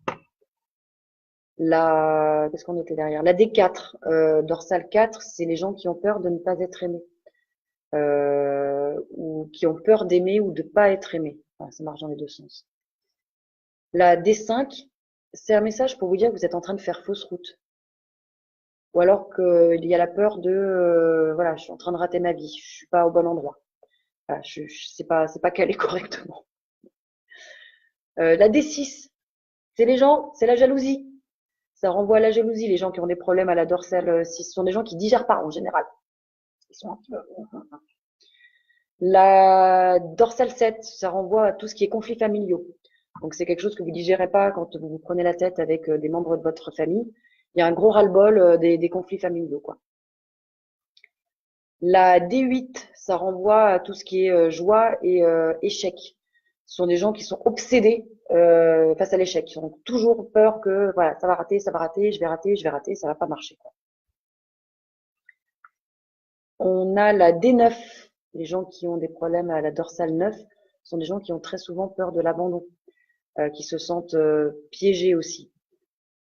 La dorsale 10, ce sont les craintes les peurs de rejet, de trouver des limites, aussi par rapport à une sorte de côté un peu territorialiste. La D11, ça renvoie à des gens qui sont avec des sentiments de dévalorisation, qui ont une estime d'eux, une image extérieure qui est pas top. La D12, quelqu'un qui a un problème à la D12, ce sont des perfectionnistes. Donc ils ont peur de pas être parfaits. Ensuite, on a les lombaires. La L1, la première lombaire, ça renvoie à tout ce qui est insécurité. La peur aussi d'être volé. Voilà, perte de biens matériels. La lombaire 2 va renvoyer à l'humiliation. Les gens qui ont peur de se faire rabaissé, humilié. La troisième lombaire, si vous avez un problème à la troisième lombaire, vous êtes en train de vivre, vous avez un sentiment de trahison. La quatrième lombaire, ça va renvoyer à beaucoup de frustration. Le rejet aussi pour certains de la sexualité. Voilà, qui sont un petit peu ou ambivalents ou pas à l'aise avec leur sexualité. L4, bloqué, déplacé, pincé, tout le temps. Voilà. La cinquième lombaire, la L5, ça renvoie aux gens qui ont souvent le rôle de sauveur. Donc, ils prennent le poids des autres sur leurs épaules. Et là, vous avez très souvent la L5 qui est bloquée ou encore une fois qui est déplacée. Ensuite, on passe au sacrum. Le sacrum, S1, ça renvoie à l'emprise. Ce sont des gens qui sont sous emprise, qui vous prennent aussi des attaques, emprise de quelqu'un ou emprise de quelque chose. Et quand vous vous pétez le coccyx, eh ben, c'est que vous êtes en train de faire exploser votre système de croyances. Ce sont vos croyances, vos fondements, votre base qui est clairement atteinte. Donc la colonne, c'est intéressant. Après, je vous l'ai fait vite, hein, vous pouvez tout détailler. Hein. Mais vraiment, j'essaie de faire une synthèse pour que ça vous parle. Après, c'est vrai qu'on va beaucoup demander le dos. Donc les hernies, alors il y en a plusieurs types, hein, mais je vais faire déjà les hernies en général. Les hernies, ça va renvoyer à de la détresse qui implose à l'intérieur et qui a besoin d'être libérée. Ce sont des gens qui ont des pensées plutôt lourdes, qui ont envie de rompre ou de quitter une situation où ils se sentent coincés. Mais finalement, on reste parce qu'on a peur de manquer de quelque chose et généralement du matériel. Donc il y a une forme d'autopunition quand vous déclenchez des hernies parce que vous vous en voulez, parce que vous vous sentez incapable de réaliser certaines choses que vous voudriez. Donc on va y trouver aussi de la colère.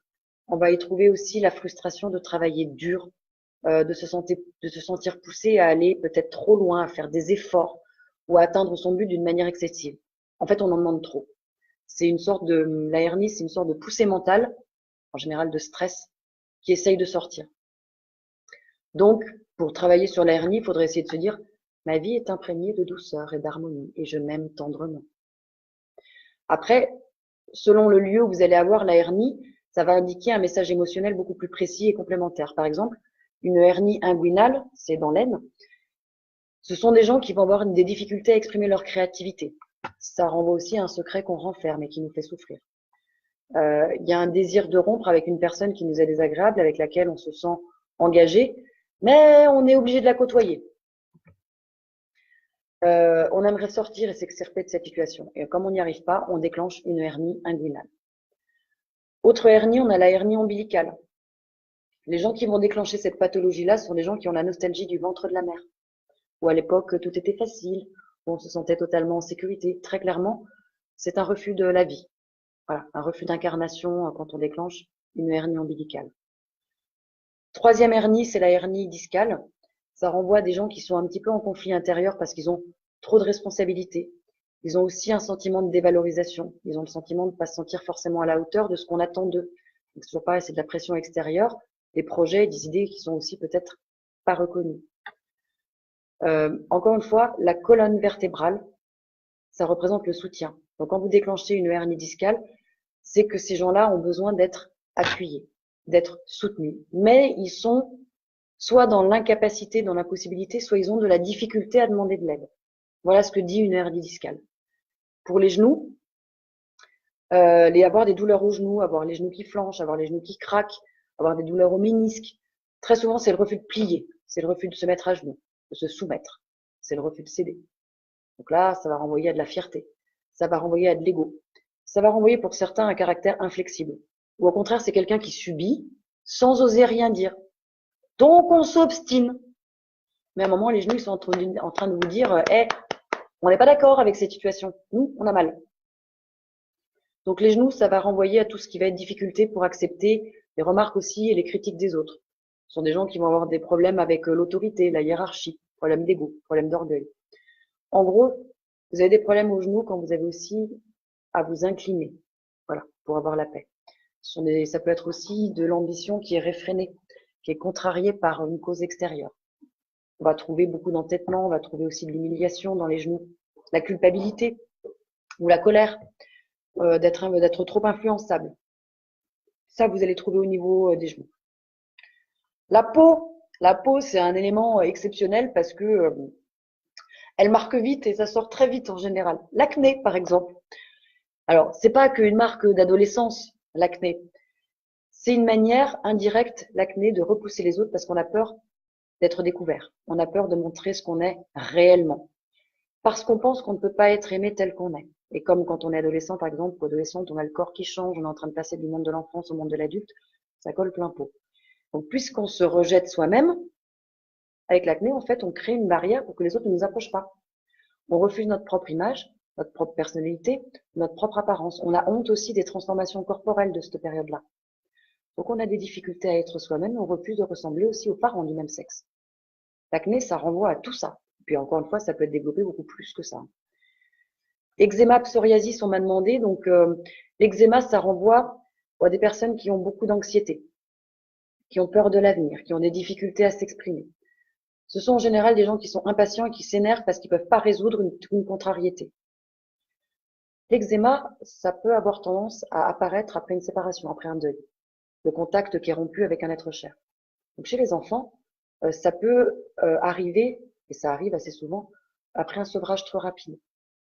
Ou après, peut-être que une difficulté de la mère à accepter que son enfant soit plus en elle. Là, il peut y avoir voilà, des poussées d'eczéma. Sevrage de l'allaitement, reprise du travail, culpabilité d'en exprimer, mais que l'enfant va lui ressentir et somatiser ainsi. Alors, enfant un petit peu plus grand, il peut déclencher de l'eczéma quand il y a des querelles ou quand il y a des tensions dans la famille. Parce que l'enfant, qu'est-ce qu'il fait? Il ressent que c'est pas sécure comme environnement. Pour le psoriasis, c'est pas encore tout à fait pareil. Ce sont des gens qui sont très souvent hypersensibles, pas bien dans leur peau, qui voudraient être quelqu'un d'autre, des gens qui se sentent pas reconnus, qui vont eux avoir un petit problème d'identité. Le psoriasis, c'est plutôt comme une cuirasse pour se défendre.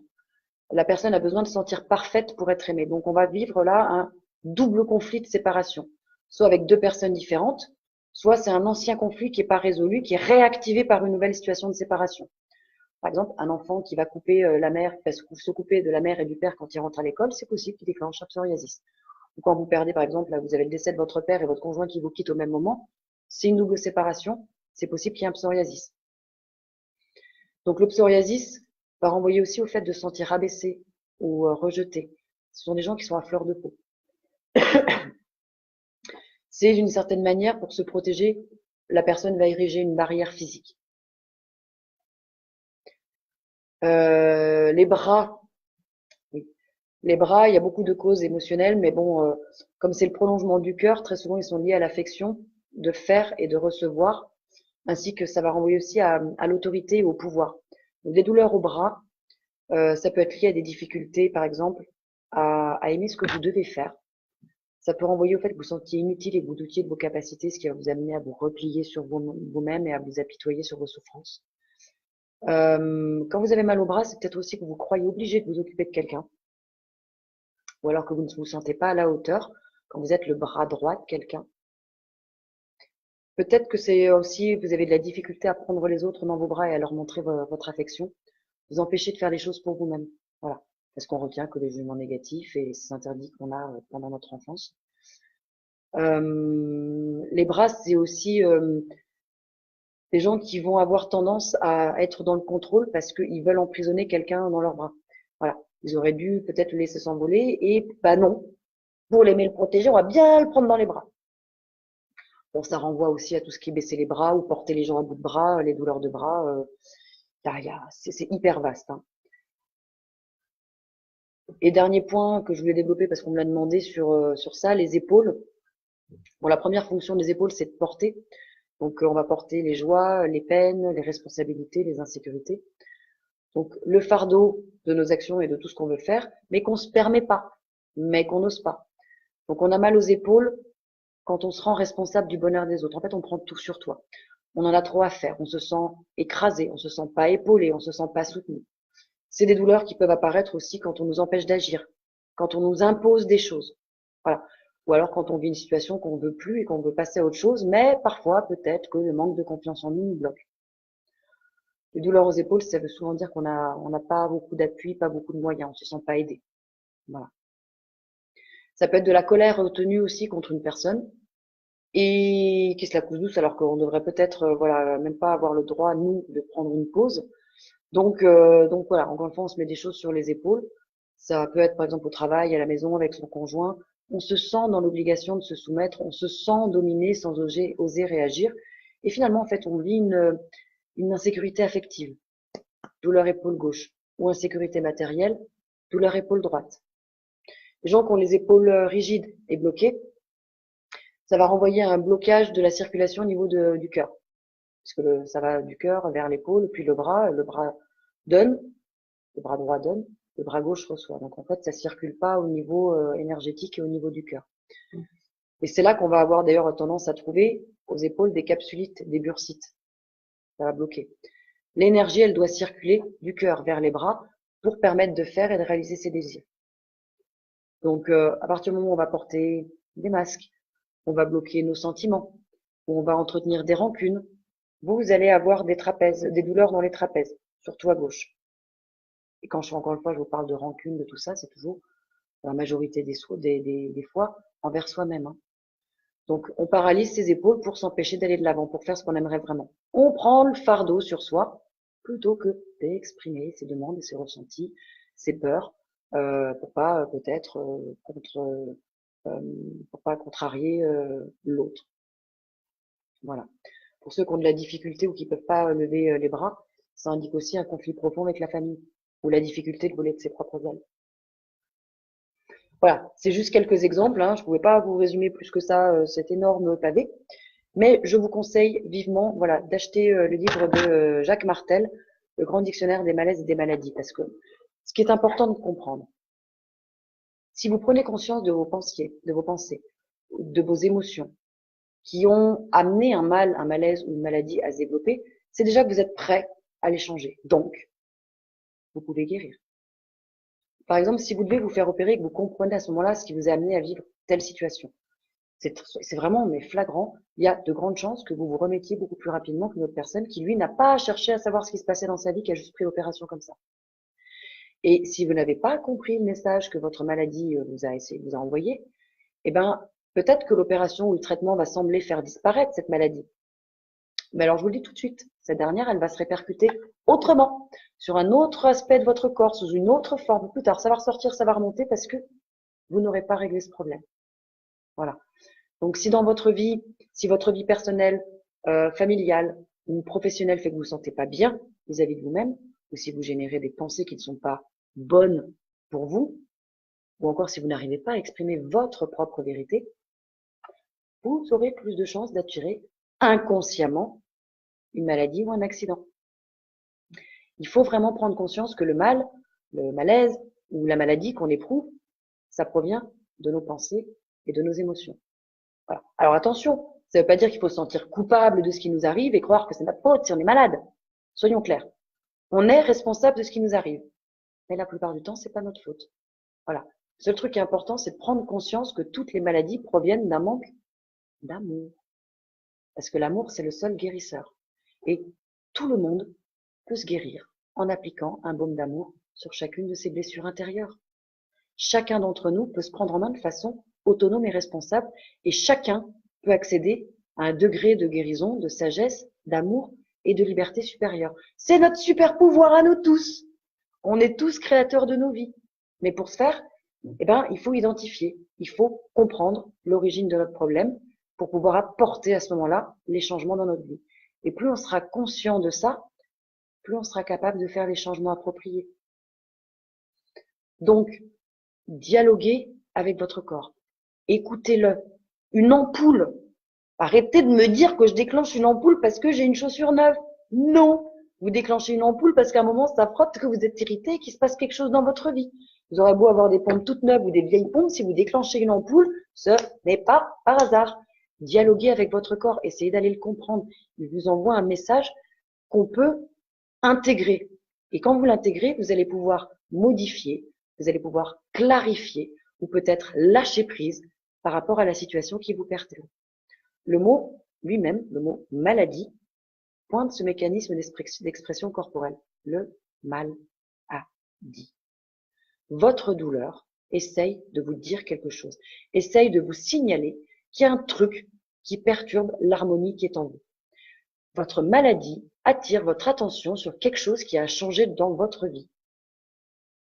Il n'y a qu'à comprendre que le mal, votre maladie, n'est qu'un message envoyé par votre corps, car vous n'avez pas écouté vos pensées, vous n'avez pas écouté vos émotions, vous n'avez pas écouté votre âme. Et votre pathologie, vos symptômes physiques, ont donc tous une raison d'être. C'est une indication, c'est un signal d'alarme qui vous met en garde. Donc, d'une certaine façon, qu'importe la pathologie que vous avez déclenchée, cette pathologie, elle est bonne parce qu'elle vous prévient. Et une partie de vous-même, et je pense que vous n'êtes pas en train de m'écouter par hasard, une partie de vous-même peut en prendre conscience que ces symptômes, aussi peu agréables qu'ils puissent être, sont utiles parce qu'ils vous amènent à réfléchir. Une maladie est toujours un message où le mal peut s'exprimer, où le mal peut dire quelque chose. Et vous avez la capacité de prendre en compte ce message. Alors, n'ayez pas peur, arrêtez de haïr et de rejeter, de détester vos maladies. Reconnaissez et acceptez les émotions, si vous les éprouvez, et mettez des mots dessus. Acceptez votre propre ressenti. Et une fois les émotions, une fois les pensées négatives reconnues, acceptées et évacuées, le corps va cesser de lui-même de vous envoyer ce message de maladie. Voilà ce que je peux un petit peu vous dire sur le lien pensée, émotion et l'impact que ça va avoir sur notre corps. Là, encore une fois, il n'y a pas de hasard. Voilà. Et oui, Chantal, les sciatiques, ça renvoie à ce qu'on disait un petit peu, mais pas que. Savoir qu'il faut regarder, encore une fois, le côté droit, le côté gauche. Mais encore une fois, le bouquin de Jacques Martel est très bien fait. Je peux pas vous dire mieux que, franchement, achetez ce livre et dès que vous avez un pet de travers, regardez, vous gagnerez du temps et un paquet, encore une fois, de dépenses en santé et en tout ça, quoi. Voilà. Du coup, je tiens à vous dire que ça ne déroule toujours pas au niveau donc, des commentaires. Pourtant, je vois marqué en haut 47 commentaires. Je vais essayer de tout reprendre après ou dans les prochains jours. Mais je suis un petit peu débordée en ce moment. J'ai pas mal de choses. Donc ne m'en voulez pas, ne m'en veuillez pas, pardon, si je réponds pas tout de suite. Je vais faire mon maximum. Ça fait 1 heure et demie que je papote. Et il y a un dernier sujet. Et c'est un pavé là aussi. Quoique, je sais pas comment, je sais pas si, ah là là, comment je vous le fais. Parce qu'il y a beaucoup de choses à dire et en même temps, bon. Céline Wolfraven qui m'a demandé comment développer nos capacités médiumniques pour pouvoir communiquer avec les défunts. À la fois, je vais essayer de le faire très vite et en même temps, voilà. Bon. Là aussi, petit livre à vous conseiller. C'est le livre de Yann Lipnik, les codes d'activation de Yann Lipnik dans Connais-toi toi-même et tu connaîtras l'univers des dieux, c'est le tome 1. Il n'y a pas que pour la médiumnité, c'est à tous les systèmes énergétiques. Et dedans, il donne des codes d'activation pour activer les canaux de la médiumnité. Premier niveau d'activation, il explique que c'est des codes qu'il reçoit pour activer l'ADN. Ce sont des codes à répéter 3 fois à voix haute et selon ce qu'on veut faire, ça va s'activer pendant tant de temps.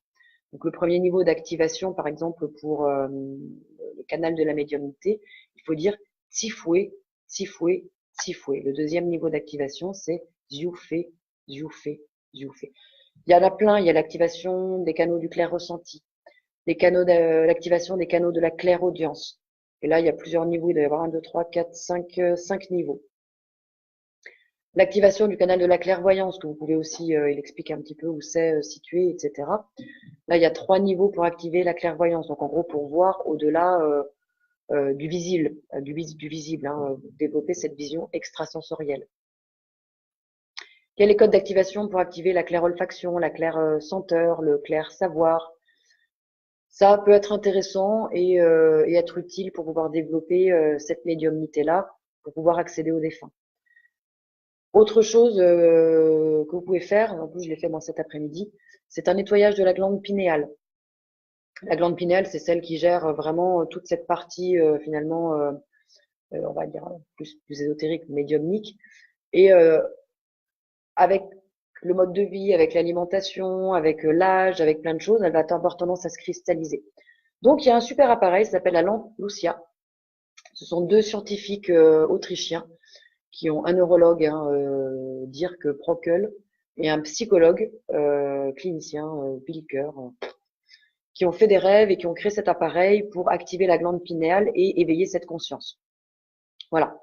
Donc dans la glande pinéale, il y a des petits cristaux d'apatite. Et ces petits cristaux vibrent en fonction des ondes électromagnétiques qu'on capte. L'épiphyse, ou la glande pinéale, elle est en plein centre du cerveau. Elle a la forme une petite pomme de pin, une petite cône de poing. Et elle joue un rôle au niveau de la régulation des cycles vitaux. Elle va gérer aussi les activités sexuelles, la reproduction. C'est pas un organe essentiel, c'est presque l'organe principal pour atteindre des niveaux de conscience plus élevés. Et elle est creuse. Cette petite glande, elle est remplie d'un fluide qui contient des cristaux. Voilà. Et donc, avec tout ça, ça peut se calcifier et amener donc des dysfonctionnements. Donc, vous pouvez faire des soins avec cette lampe qui envoie, qui est stroboscopique. C'est la fin de soirée, je vous prie de m'excuser. C'est une sorte de stroboscope qui envoie voilà plein de lumière blanche en fait dans vos yeux fermés, qui va aller décristalliser la glande pinéale, qui va activer cette fonction et remettre justement tous les systèmes de votre corps physique en marche.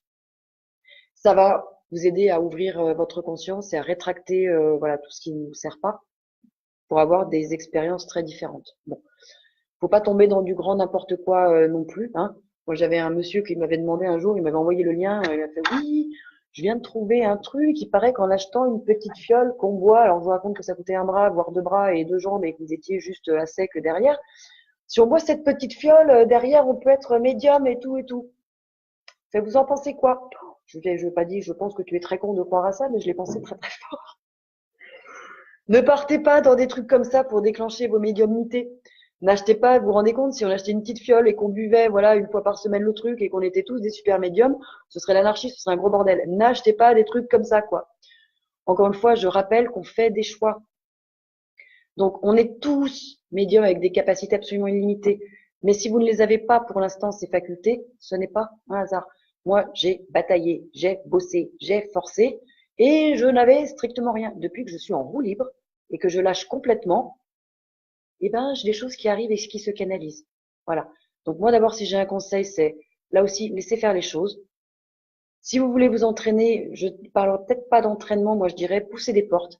Et pour communiquer avec les défunts, vous pouvez essayer l'écriture automatique, vous pouvez essayer le pendule, vous pouvez essayer le Ouija, vous pouvez essayer voilà, mais beaucoup de choses. Mais c'est voilà, à vous d'aller chercher un peu ces techniques, voir ce qui vous parle. Mais j'ai plutôt tendance à vous dire, encore une fois, laissez-vous porter. Plus c'est un système énergétique de base. C'est comme quand vous faites des arts martiaux plus vous allez contrer le mouvement, plus vous allez forcer, plus vous allez, je suis désolée de vous dire, ça va bloquer. Plus vous allez être dans un lâcher, dans un accompagnement, et ce travail un tout petit peu personnel quand même pour vous sentir bien, eh ben, ça va arriver. Quand c'est le moment pour vous, les portes elles s'ouvrent. Quand ce sera le moment, vous verrez, vous entendrez, vous ressentirez les défunts. Après, pareil, vous pouvez aller dans des lieux, si vous voulez travailler votre ressenti, aller au château de Fougerolles, là, je sais pas quoi, qui est super hanté. Vous aurez peut-être des ressentis, peut-être que vous pourrez commencer à voir. Ça peut être des premiers tests, voir si vous êtes réceptif ou pas. Et je crois qu'il n'y a pas grand-chose à faire pour travailler sa médiumnité, encore une fois. Si vous n'avez pas fait le choix avant, ça ne marchera pas. Vous pourrez faire la roue avec une plume dans ce que je pense, mais ça marchera pas plus.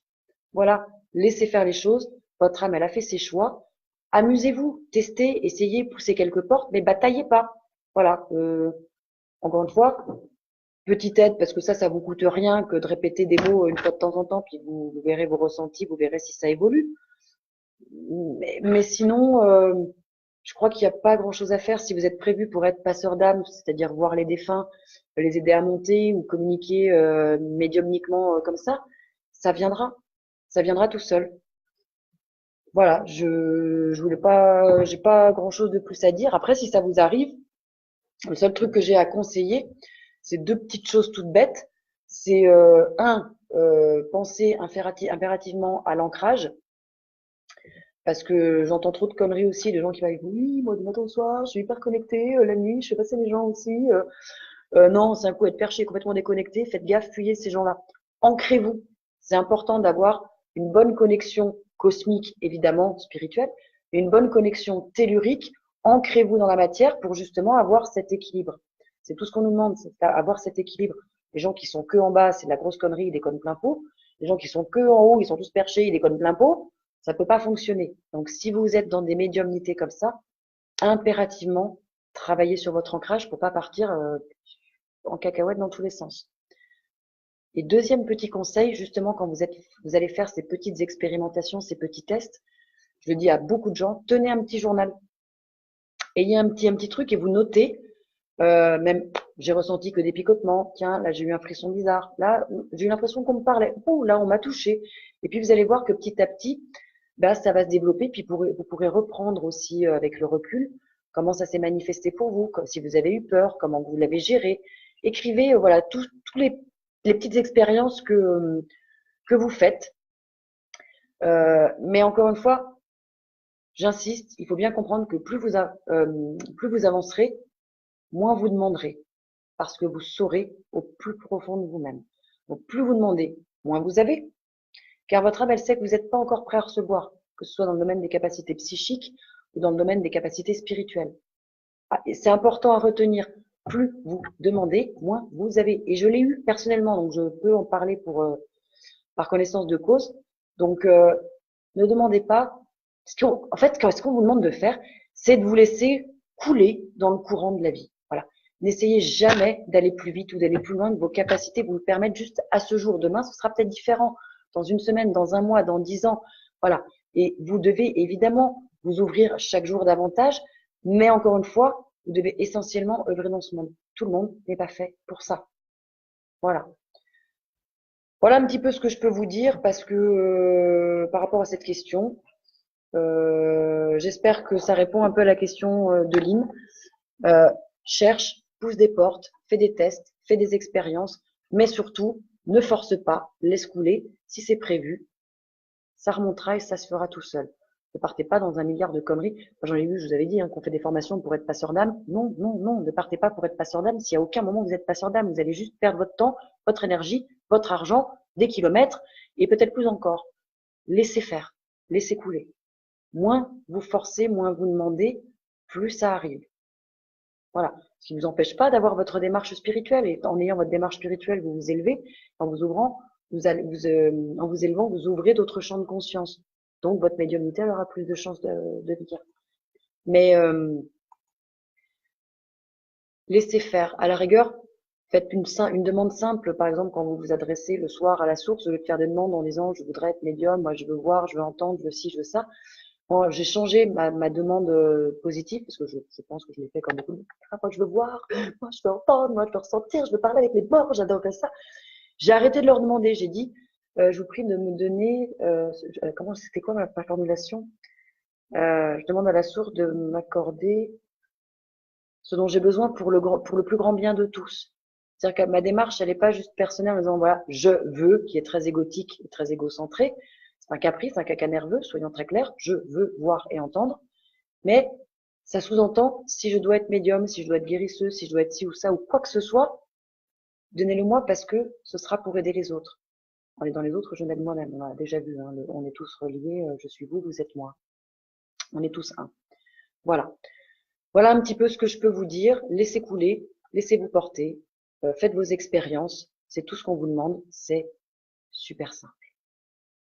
Simplifiez-vous la vie. Arrêtez de disséquer des grains de sable et c'est pas possible quoi. Posez ce mental qui, je vous dis, déconne complètement et va vous générer plein de conneries et de blocages. Voilà. Je suis désolée. Je vois bien que mon nombre de commentaires augmente, mais je n'ai personne. Je vais prendre un petit peu de temps pour répondre dans la foulée. En tout cas, ça a été l'air de rien sympa de vous retrouver, même si je me suis encore une fois sentie bien seule. La semaine prochaine, j'ai du monde en formation chez moi, en formation énergétique, donc je pourrai pas faire le live. Sûrement la semaine prochaine. J'ai plus grand chose à vous proposer de mon côté, la spiritualité, refuser ou accepter ses dons, les émotions ou les peurs. Après, toujours pareil, vous pouvez en suggérer d'autres, mais me prenez pas à la dernière minute parce que comme je touche pas terre, après, voilà, j'ai pas le temps de tout traiter du tout. Mais n'hésitez pas quand j'aurai posté l'annonce du prochain live, je ne sais quand, à poser déjà vos questions et à me laisser un petit peu de temps pour bosser. Oui, j'ai plein de petits cœurs, je suis contente. Allez, je vous souhaite une excellente soirée, une très bonne semaine. Profitez encore un petit peu du soleil et de l'été tant qu'il est encore là. Je vous aime tous très fort, je vous embrasse tous très fort et je vous dis à très bientôt. Prenez soin de vous. Au revoir.